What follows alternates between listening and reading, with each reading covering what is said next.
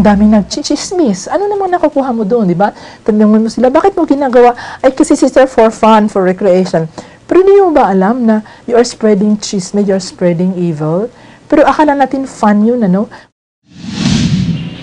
Television and movies, kategori nating sining. Dapat ito'y totoo at maganda. Otherwise, hindi ito magpapaligay sa tao. Dahil mayroon silang mga pinapakita na hindi naman kanais-nais, naniniwala ako na dapat meron ding pangontra doon. Kumbaga, merong kultura ng death, violence, at kailangan magkaroon ng kontrakultura, counterculture. Pero kung tutuusin, gusto mo ba lumaki yung mga anak mo na nagpapantasya lang? Rapid talaga. Kaya nakakalungkot nga lately, no, yung TV Maria sa Channel 93, walang palabas dahil nag-giveaway doon sa Olympics. So nasa inyong kamay ang susi ng kagandahan ng telebisyon at sine sa buhay natin. Sa mapagpalang araw po sa inyong lahat mga kapatid. Ito po inyong lingkod, Sister Des Caredo ng Children of Light Catholic Charismatic Community. Napakahalaga po ng ating episode ngayon dahil ang media, lalo na po sa television, ay kasama na po sa buhay ng tao. Ang media ay isang malaking regalo sa atin ng Panginoon para lalong mapaunlad ang ating buhay, ang ating bansa at ang ating simbahan. Sa kabila nito, kaya itong sumira at humubog sa buhay ng tao. Kaya naman, mag-ingat po tayo sa pagtangkilik nito. Samahan niyo po kami sa isang makabuluhang kamalayan. Malaki ang papel na ginampanan ng telebisyon sa maraming kaganapan sa ating bansa na mas nakilalang Pilipinas dahil sa naiulat ito sa pamamagitan ng telebisyon at radyo sa buong mundo. Pinatunayan nga ng telebisyon na lubha itong makapangyarihan. Hindi kayang tansyahin ang kaya nitong abutin hanggat may pasilidad pang komunikasyon, kaya nitong tumagos sa ang panigma ng mundo. Ayon sa magkakahiwalay na pag-aaral, ang telebisyon ay tinuturong dahilan sa pagkawasak ng pamilya. Sa kasalukuyan, dalawang higanteng istasyon ang nagtatagisa ng kanilang lakas at kapangyarihan, masungkit lamang ang titulo kung sino nga ba ang nangungunang istasyon.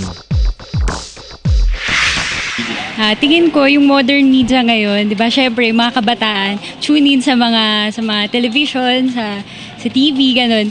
Tapos minsan ako din napapanood ko na parang na showcase doon na kunwari yung same-sex relationships, babae sa babae, lalaki sa lalaki, 'di ba? Parang pangit tingnan, lalo na tayo, mga Katoliko tayo. We believe in sacrament of marriage. So, babae at saka lalaki lang ang pwedeng magsama. Parang ganun. Ang appeal ako sa media, sana limitahan nila yung pagpapalabas ng mga ganong klaseng shows para naman sa ganun, wag nila parang gayahin. Para naman sa ikabubuti rin nila. Kasi wala naman silang makukuha pag ganun.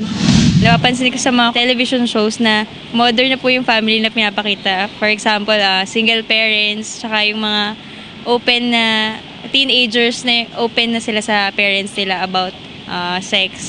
Maybe television is one of the factors that affects the disturbance or the family as a whole. But I think it is because of the big effect that the media brought to the viewers itself.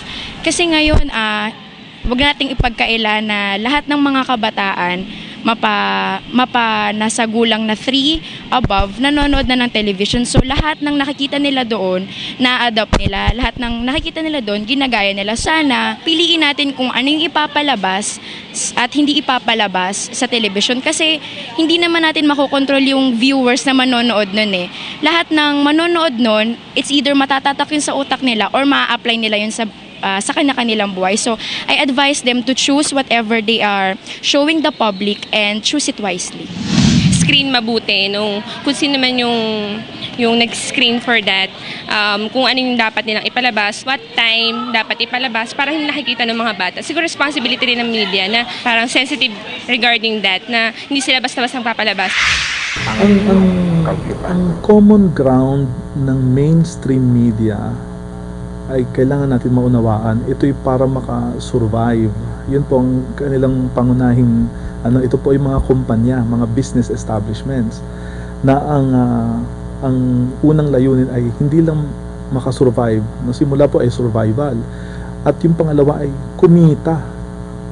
So lahat po yan ng mga mainstream media ay nangangailangan ng pondo at pananaw nila na ito ay part ng business na kailangan sila ay mabuhay, no? At dahil doon, medyo gagawin po nila ang lahat para pukawin yung atensyon ng mga manonood, kasi bandang huli sila rin yung bumibili, no? Kaya hindi rin nila maiwasan kundi pasukin yung mga hilig ng mga manonood kahit hindi ito kaaya-aya sa moral, no? In the moral sense ay hindi po pwede, pero dahil ito ay nakakaantig, no, ng damdamin, ng desire, magandang tignan, no? Kung papakinggan, magandang pakinggan, sasabihin ito ay uso, lahat sila ay nag-a-adjust doon sa kung ano ang gusto nung nakararami, kahit ito ay mali, no, o hindi tama, o kaya kulang sa pagtuturong moral. Ang media kasi yung